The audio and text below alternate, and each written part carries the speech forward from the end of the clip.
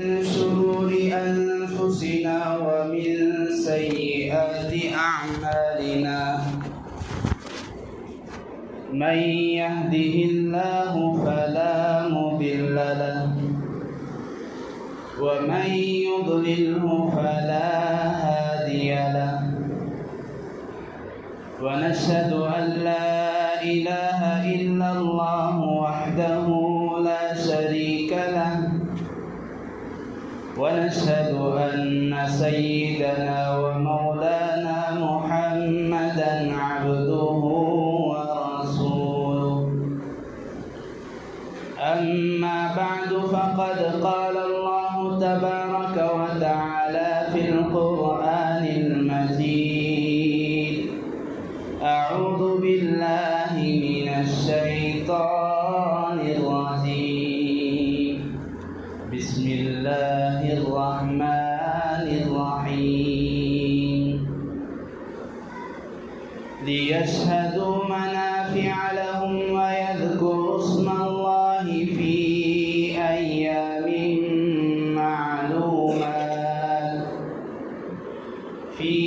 أيام معلومات على ما رزقهم من بهيمة الأنعام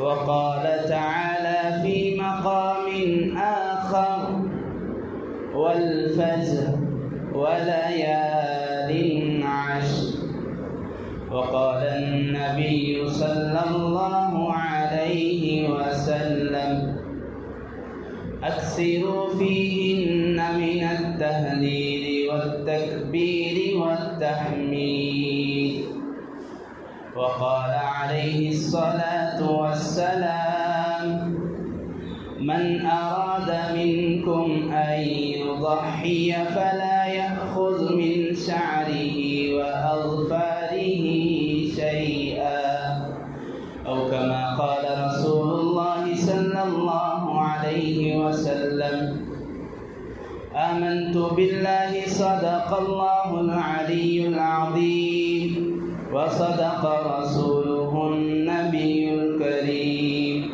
ونحن على ذلك من الشاهدين والشاكرين والحمد لله رب العالمين اللهم صل على سيدنا ومولانا محمد في أول كلامنا اللهم صل على سيدنا ومولانا محمد في أوسط كلامنا اللهم صل على سيدنا ومولانا محمد في آخر كلامنا اللهم أيدنا بتأييدك اللهم أيدنا بتأييدك اللهم أيدنا بتأييدك يا رب العالمين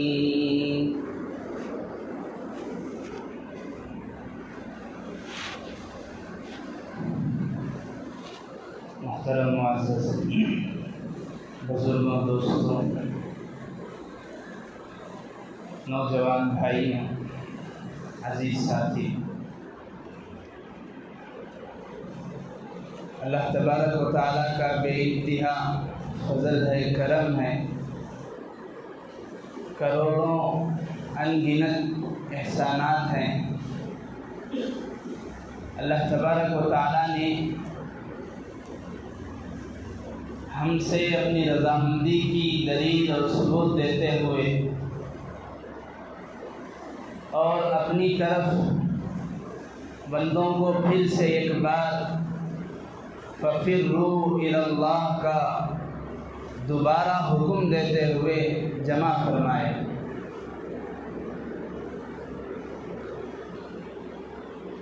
چند دنوں سے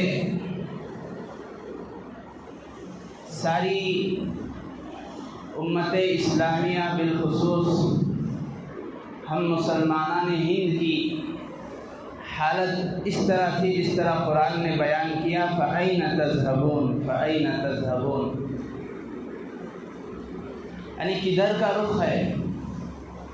سب طرف رخ تھا، ہر آدمی کا ہر طرف رخ جائز تھا، ممکن تھا اور ہو بھی رہا تھا۔ اگر کسی طرف رخ جس سے روکا گیا تھا، جس سے ممانعت تھی، چاہے وہ انفرادی طور پر، اجتماعی طور پر، سیاسی طور پر، تو وہ صرف اللہ کے گھر مساجد، جن کی طرف رخ کرنا منع تھا۔ اور عجیب و غریب بات یہ ہے اس سے بھی بڑھ کر کہ ہم لوگوں کے ذہن میں اس طرح خوف، اس طرح دہشت، اس طرح مایوسی چھا گئی تھی، اللہ معاف فرمائے، ہم نے سب کچھ اسی کو سمجھ لیا، سب کچھ، نفع بھی وہی پہنچائیں گے، نقصان بھی وہی پہنچائیں گے، بس وہی ہیں جو ہمیں نیوز سے، اطلاعات سے، اخبار سے آگاہ کرتے ہیں۔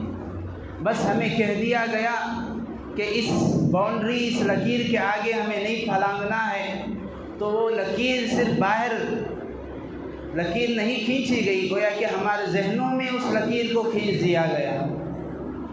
ہمارے ذہنوں نے، ہمارے دل و دماغ نے، ہمارے عقیدوں نے سب کچھ اس کو سمجھ لیا، ہم نے گویا کہ نعوذ باللہ من ذالک اس کو خدا کا درجہ دے دیا۔ ایک بزرگ فرما رہے تھے کہ یہ کورونا کیا آ گیا، ہم نے کورونا کو خدا کا درجہ دے دیا۔ اللہ معاف فرمائے، مطلب ہم نے تو جس کلمے کو پڑھا ہے لا الہ الا اللہ، اس کلمے سے ہمیں یہ سکھایا گیا کہ نفع نقصان کا مالک صرف اللہ ہے، نفع نقصان کسی کے ہاتھ میں ہے، صرف اللہ کے ہاتھ میں ہے، موت و حیات کسی کے ہاتھ میں ہے، صرف اللہ کے ہاتھ میں ہے، موت دینا، حیات دینا، کسی کو موت کے مرض میں رکھ کر حیات دینا، کسی کو صحت میں رکھ کر موت دینا، کسی کو بیماری سے لڑنے کی حالت میں رکھ کر اسے صحت دینا۔ کوئی صحت مند، باحیات، خوش عیش، خوش حالت میں زندگی گزار رہا تھا، اچانک اسے موت کا آنا، ہم تو یہ مانتے ہیں، ہمیں یہ بتایا گیا ہے قرآن نے، حدیث نے، رسول اللہ نے، قرآن اور حدیث کی تعلیمات نے یہ بتایا کہ یہ کام صرف اور صرف اللہ کا ہے۔ اسی کا تو اقرار، اسی کا تو دعویٰ نمرود نے کیا تھا۔ حضرت ابراہیم علیہ السلام نے کہا ربی الذی یحیی و یمیت، میرا رب تو وہ ہے، تو بھی رب ہونے کا دعویٰ کرتا ہے، تو بھی اپنی رعایا کو یہ حکم دیتا ہے کہ میرے سامنے سجدہ کرو، میں بھی رب ہوں۔ حضرت ابراہیم نے کہا ارے وہ کمبخت، رب اسے کہتے ہیں، رب اس ذات کو کہتے ہیں جو موت و حیات کا مالک ہوتا ہے۔ اس کمبخت نے بھی یہی کہا تھا، قال انا احیی و امیت، موت و حیات، ارے موت و حیات تو میں بھی دے سکتا ہوں۔ جس طرح آج ہم یہ سمجھتے ہیں کہ کورونا نے کسی کو بخش دیا مطلب اس کی حیات، کورونا کی لپیٹ میں کوئی آ گیا مطلب اس کی موت۔ آج ہمارے ذہنوں پر یہ تصور چڑھا ہوا ہے جس کی وجہ سے ہمارا عقیدہ وہ عقیدہ نہیں رہا جو عقیدہ اسلامی عقیدہ ہے، ہمارے نظریات وہ نظریات نہیں رہے جو نظریات قرآن و حدیث نے سکھائے، ہمارے افکار وہ افکار نہیں رہے جن افکار کی تلقین و تعلیم رسول اللہ نے کی تھی۔ وہ کہنے لگا نمرود میں بھی موت و حیات دیتا ہوں۔ ایک شخص کو بلایا جو واجب القتل تھا، جسے قتل کرنا ضروری تھا، اس نے ایسا جرم کیا تھا کہ اب اسے قتل کرنا ضروری ہے، اس کو آزاد کر دیا، اسے رہا کر دیا اور کہا دیکھو یہ مرنے والا شخص تھا، میں نے اسے زندگی دے دی۔ اور ایک شخص کو بلایا، معصوم ہے، بے قصور ہے، اس سے کوئی سزا سرزد نہیں ہوئی، اسے بلایا، قتل کر دیا، کہنے لگا دیکھو جو شخص زندہ تھا میں نے اسے موت دے دی، اور جو موت کے منہ میں تھا میں نے اسے زندگی دے دی، یہ کام تو میں بھی کرتا ہوں۔ اب حضرت ابراہیم نے دیکھا اب یہاں سیدھی انگلی سے گھی نکلنے کی بات نہیں ہے، مسئلہ یہاں نہیں ہے۔ حضرت ابراہیم نے کہا اچھا اب تو رب ہونے کا دعویٰ کرتا ہے تو میدان میں جب تو اتر چکا ہے، جب تو اقرار کر رہا ہے اپنے عمل سے بھی زبان سے بھی، قال ربي الذي يحيي ويميت قال أنا أحيي وأميت قال إبراهيم فإن الله يأتي بالشمس من المشرق. ٹھیک ہے، میرا رب مشرق سے سورج کو نکالتا ہے. تو بھی رب ہے، تو بھی ربوبیت کا، الہیت کا اقرار کر رہا ہے. ربی الذی، میرا رب مشرق سے یہ نکال رہا ہے سورج، تو مغرب سے نکال. ارے تو بھی رب ہے، تو نے بھی یہ کہا کہ میں بھی موت و حیات کا مالک ہوں. تو بھی یہ اقرار کر رہا ہے کہ میں بھی کسی کو زندگی دے سکتا ہوں، میں بھی کسی کو موت دے سکتا ہوں. تو ٹھیک ہے، جب تو اپنے آپ میں یہ سمجھتا ہے، تو اپنے آپ کے متعلق اس خوش فہمی میں، غلط فہمی میں مبتلا ہے کہ تو رب ہے، تو میرا رب تو مشرق سے سورج نکالتا ہے، تو مغرب سے سورج نکال. فبہت الذی کفر. جو کفر ہوتا ہے، جو غلط ہوتا ہے، کبھی نہ کبھی وہ جا کر پھنس ہی جاتا ہے. فبہت الذی، مبہوت ہو گیا، پسینہ پسینہ ہو گیا.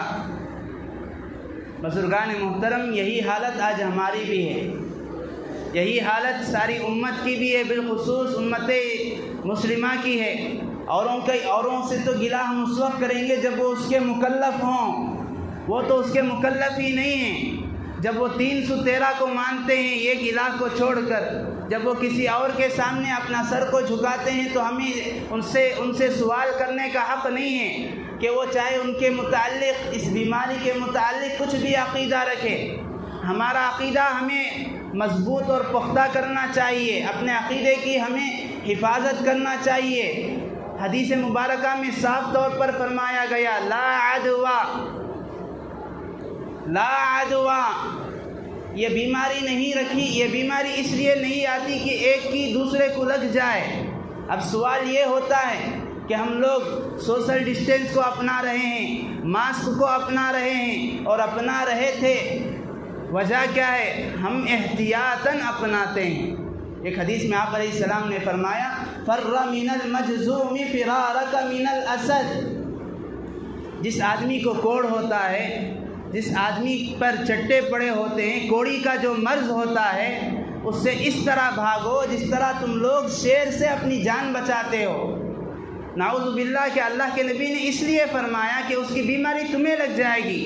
محدثین نے اس حدیث کو لکھتے ہوئے بیان فرمایا، اس لیے اللہ کے نبی نے حکم نہیں دیا کہ کل کے دن وہ یہ کہے کہ رسول اللہ نے یہ فرمایا کہ اس کی بیماری اسے لگ سکتی ہے. اس لیے نہیں، کل کے دن اس کا عقیدہ خراب نہ ہو کہ وہ کوڑی کے ساتھ مل کر بیٹھا تھا. نعوذ باللہ، اللہ نہ کرے کل کے دن اسے بھی کوڑ کا مرض آ گیا.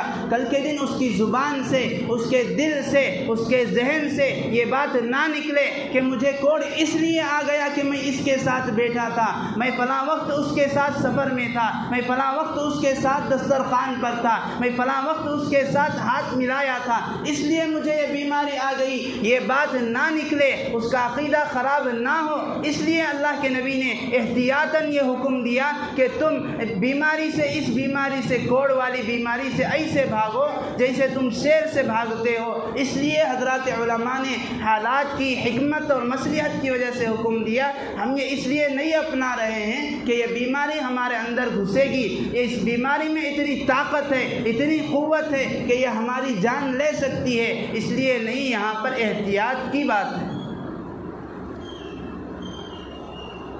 اب یہاں بہت سارے ہمارے بھائی، اللہ معاف فرمائے، احتیاط کا سہارا لیتے ہوئے احتیاط کو اتنا بڑا درجہ دے دیا، اتنا بلند درجہ دے دیا کہ اب وہ احتیاط کی حد میں نہیں رہا. اب احتیاط آگے بڑھ کر اس کے اندر گویا کہ وہ اختیارات آ گئے، وہ کسی کو بیمار کر سکتا ہے، کسی کو موت دے سکتا ہے. الغرض، یہ تمہید، یہ مقدمہ اس لیے باندھا گیا، یہ باتیں اس لیے باندھی گئیں. اللہ تبارک و تعالیٰ اس انتشار کی حالات کے بعد، اس گہما گہمی قیامت کے آثار، مختصر سی جھلک، حشر کی مختصر سی جھلک، جس کی جھلک قرآن نے بیان کی، یوم یفر المرء من اخیہ، بھائی بھائی سے بھاگتا ہے، وامہ وابیہ، ماں باپ سے بھاگتا پھرے گا، وصاحبتہ وبنیہ، اپنے بیوی بچوں سے بھاگتا پھرے گا. کیوں؟ کہیں یہ میرے سے ایک نیکی کا سوال نہ کر لیں، ایک نیکی کی مانگ نہ کر لیں۔ آج حالت یہی ہے، آج کسی سے کہو بھائی فلاں کی رپورٹ پازیٹیو آئی ہے تو باپ بیٹے سے دور ہو جائے گا، بیٹے کا کھانا الگ، بیٹے کا سونا الگ، بیٹے کا کمرہ الگ، بیٹے کی رہائش الگ، بیٹے کے استنجا خانہ الگ، بیٹے کے ملنے جلنے والوں کو الگ، سب سے الگ تھلگ۔ اسی کے اللہ تعالیٰ نے سمجھانے کے لیے یہ حالات کو اللہ تبارک و تعالیٰ ہمارے سامنے لائے کہ آج دنیا ہی میں یہی حالات ہیں، تو ہم اس سے اندازہ بخوبی لگا سکتے ہیں کل حشر میں کیا حالت ہوگی۔ کل حشر کے دن ہمارا کوئی نہیں ہوگا پرسان حال۔ ہم جسے آج باپ کہہ رہے تھے یہ باپ صرف قبر تک ہے، ہم جسے آج بھائی کہہ رہے تھے یہ بھائی صرف ہمارے مرنے تک ہے۔ جیسے ہی ہمارا انتقال ہو گیا، سمجھو میں نے کچھ مال چھوڑا ہے، ابھی تدفین بھی نہیں ہوگی، ابھی نماز جنازہ بھی نہیں ہوگا، میرے مال کو لے کر، میرے ترکے کو لے کر، میرے جائیداد کو لے کر میری نماز سے پہلے اختلاف فتنہ شروع ہو جائے گا کہ میرا حصہ اتنا ہے۔ بھائی بہنوں کا اختلاف شروع ہو جائے گا، بھائی بہنوں کو حصہ دینے کے لیے تیار نہیں ہیں۔ ایسے واقعات دیکھنے میں سننے میں آئے کہ نماز جنازہ تدفین بعد میں ہوگی، پہلے ابھی بٹوارا ہوگا، پہلے کس کا کتنا حصہ ہے بٹوارا کرو۔ ایسے واقعات، ایسے مسائل ہمارے سامنے آئے ہیں۔ بزرگان محترم، اسی حالت کو، اسی نقشے کو اللہ تعالیٰ نے سمجھایا۔ وہ جو قیامت کا نقشہ ہے، حشر کا نقشہ ہے، عالم آخرت کا جو نقشہ قرآن پاک نے بیان کیا، جسے ہم بارہا سنتے ہیں اور نمازوں میں پڑھتے ہیں، لیکن ہم نے کبھی اس پر غور نہیں کیا کہ ان آیتوں میں اللہ تبارک و تعالیٰ اپنے کلام پاک میں کیا کہہ رہے ہیں۔ بس ہم نے چند آیتوں کو رٹ لیا، چند آیتوں کو سن لیا، ہم نے نماز پڑھ لی، ہم نے یہ سمجھا ہمارا فریضہ ادا ہو گیا، ہم اپنے دامن کو جھٹکتے ہوئے، اپنے دامن کو اٹھاتے ہوئے مسجد سے نکل جاتے۔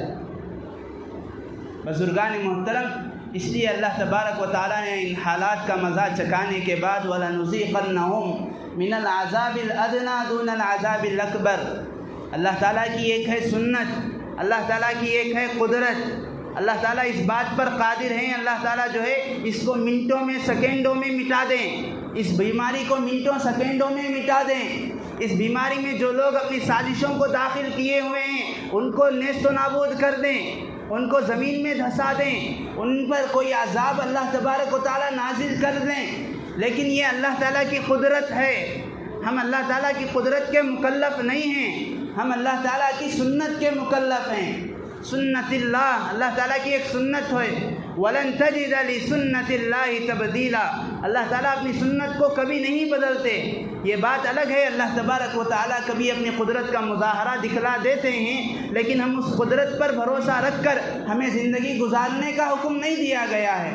ہم اپنے اعمال کے مکلف ہیں، ہم اپنے اعمال کے پابند ہیں، اپنے معاملات کے پابند ہیں، اپنے اخلاقیات کے پابند ہیں، اپنی لین دین کے صحیح کرنے کے پابند ہیں، اپنی معاشرت کو درست کرنے کے پابند ہیں۔ الغرض، اللہ تبارک و تعالیٰ نے ایک وقفے کے بعد، ایک عرصے کے بعد پھر سے اپنے بھٹکے ہوئے بندوں کو، پھر سے اپنے گھر سے دور بندوں کو ایک بار جمع کیا۔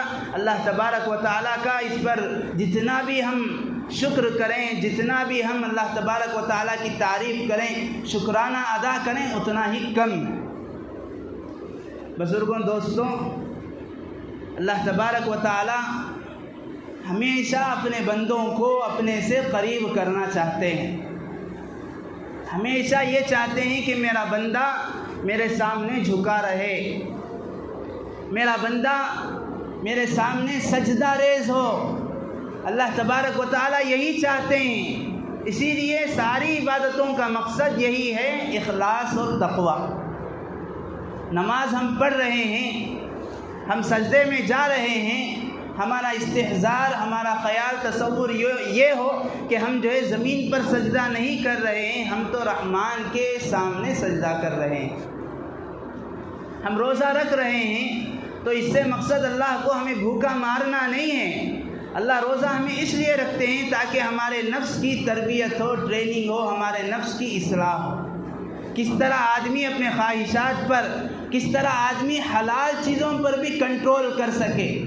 وہ اس کی زندگی، اس کی طاقت، اس کی قوت آؤٹ آف کنٹرول نہ ہو، وہ ہر چیز پر خود سے کنٹرول کر سکے، اپنے نفس پر، اپنی خواہشات پر، اپنی نفسانیات پر، اپنے شہوات پر۔ اس لیے اللہ نے روزے کو فرض کیا، اللہ تعالیٰ نے زکوٰۃ کو فرض کیا، تاکہ بندہ اس بات پر اقرار کرتا رہے کہ یہ مال میرا مال نہیں ہے بلکہ یہ تو اللہ کا دیا ہوا مال ہے۔ اگر تو اس بات کا اقرار کر رہا ہے تو یہ زکوٰۃ کے نکالنے کو، صدقہ کے نکالنے کو، اللہ کے راہ میں دینے کو، اللہ کے گھر میں خرچ کرنے کو، غریبوں کو دینے کو، بیواؤں کے خیال کرنے کو، مہمان رسول جو اللہ تعالیٰ قال اللہ قال رسول کی تعلیم حاصل کرتے ہیں ان پر خرچ کرنے کو تو بوجھ محسوس نہیں کرے گا، تو اسے ایک ٹیکس نہیں سمجھے گا۔ جس طرح تو حکومت کو ٹیکس دیتا ہے تو اسے اپنا فریضہ سمجھے گا، تو اسے اپنی خوش نصیبی سمجھے گا۔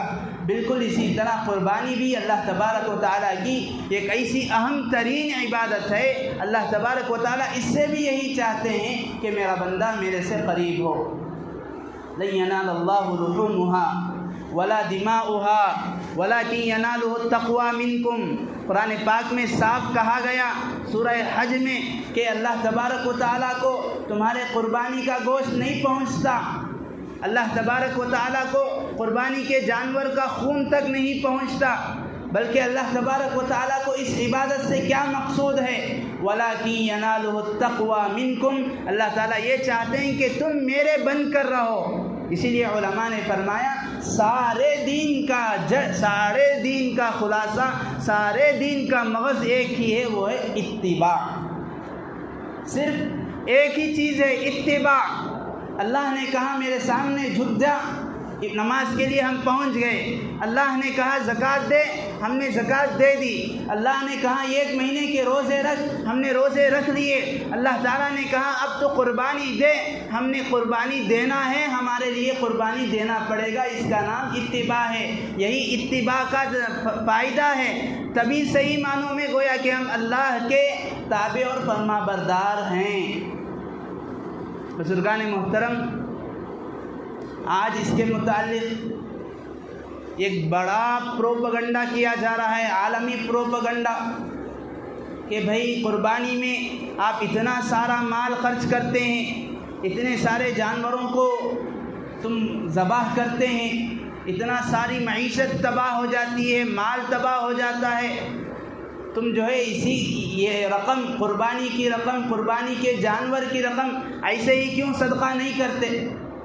جب تمہیں قربانی کرنا اللہ کے لیے ہے، اللہ اسے ثواب دیتے ہیں، تو تم اس کی رقم کو صدقہ کر دو، اس سے بھی ثواب مل جائے گا۔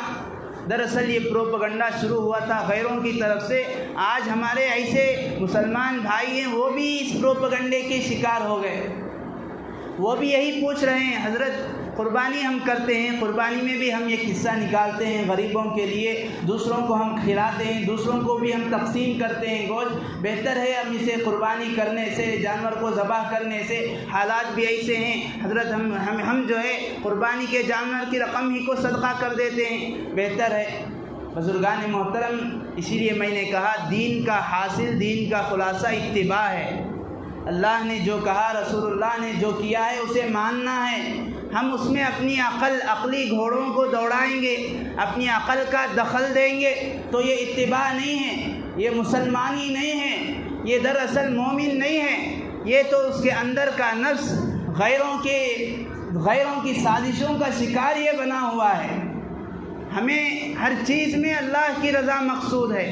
ہم یہ قربانی دے رہے ہیں اس لیے نہیں کہ اللہ تبارک و تعالیٰ کو کچھ پہنچ رہا ہے۔ اللہ تبارک و تعالیٰ اس سے یہ چاہتے ہیں کہ میں الگ الگ حکم دیتا ہوں، کبھی نماز کا حکم دیتا ہوں، کبھی حج کا حکم دیتا ہوں۔ اب اس کو ہم ایک مثال سے سمجھ سکتے ہیں، اس پروپیگنڈے کو یہ سمجھنا ضروری ہے، اس لیے کہ یہ پہلے تو شروع ہوا تھا 1-2 فرد نے جو غیر ہے انہوں نے شروع کیا تھا، آج یہ ایک عالمی پروپیگنڈا ہو گیا ہے۔ کئی نیوز چینل والوں نے اس کو سرخیوں میں دے دیا، کئی انگریزی اور کنڑ اخبار والوں نے اس کو اپنے اخبار میں دے دیا کہ مسلمان اس طرح ساری معیشت کو تباہ و برباد کرتے ہیں، سارے جانوروں کی قربانی دیتے ہیں، جبکہ پہلے ہی سے جانوروں کی لالچ پڑی ہوئی ہے۔ ہم اس کو یوں سمجھیں، اللہ تبارک و تعالیٰ نے حج کو فرض کیا، حج کا مطلب کیا ہے؟ مخصوص ارکان کو ادا کرنا ہے، عرفہ میں جانا ہے، مزدلفہ میں جانا ہے، منا میں قیام کرنا ہے، یہ ساری چیزیں۔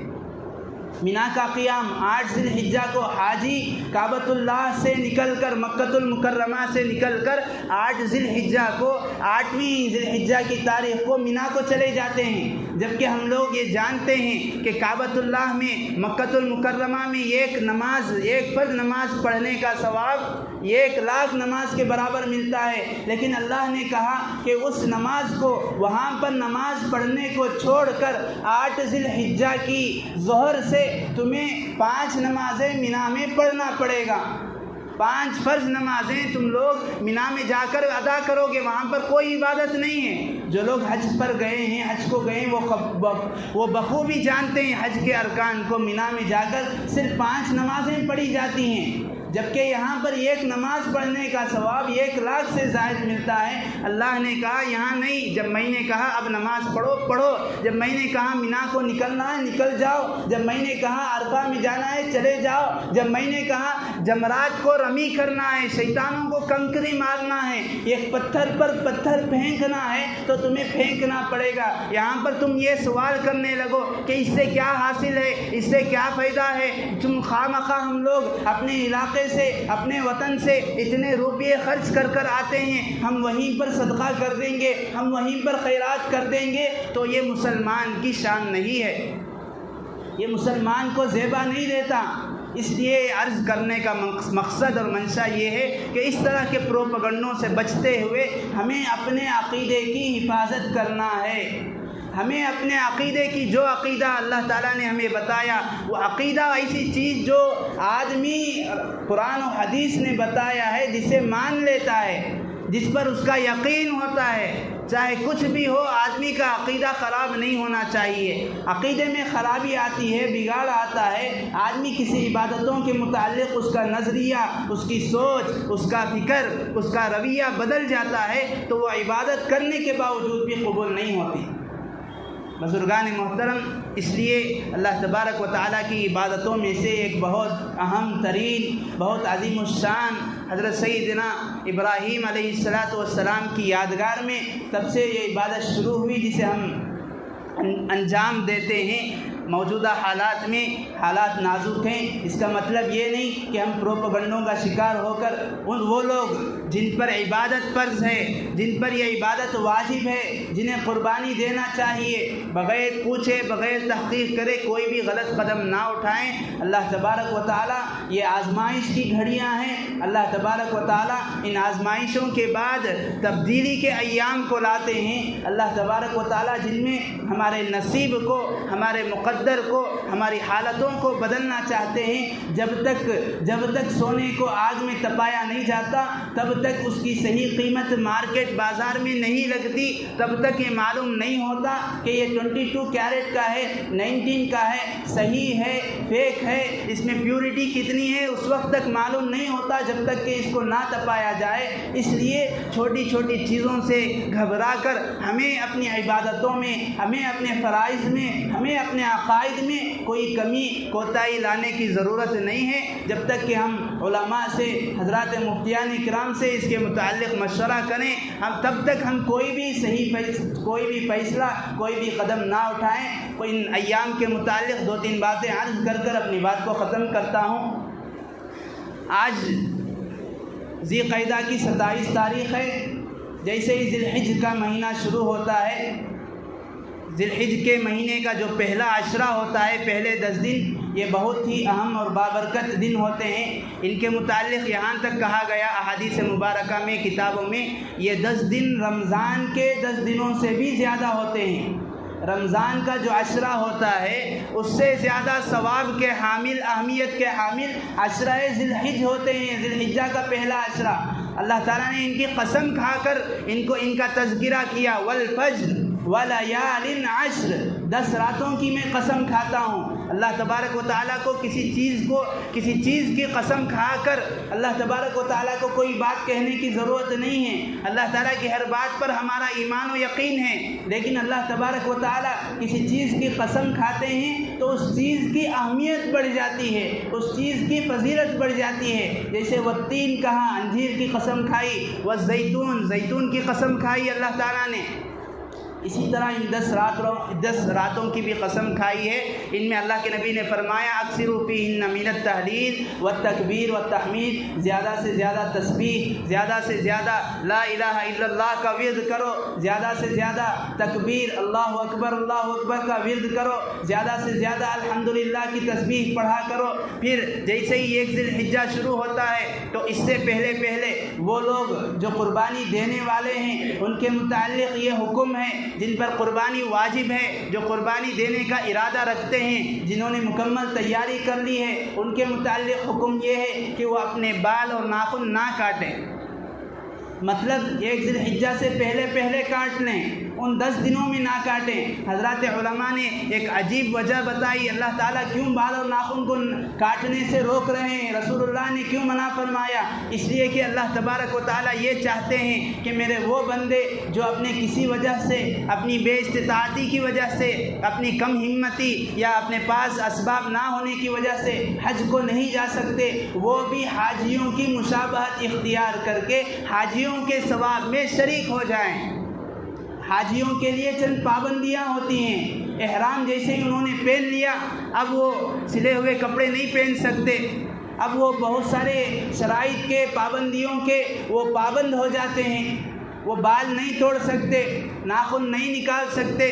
ان کی مشابہت میں رسول اللہ صلی اللہ علیہ وسلم نے یہ حکم دیا فلا یأخذ من شعرہ واظفارہ شیئا، کہ اپنے بال اور ناخن نہ کاٹیں۔ اس کا مطلب یہ نہیں کہ آدمی کے بال اور ناخن بالکل بڑے ہو گئے، کیا بھئی بال اور ناخن کیوں نہیں کاٹے؟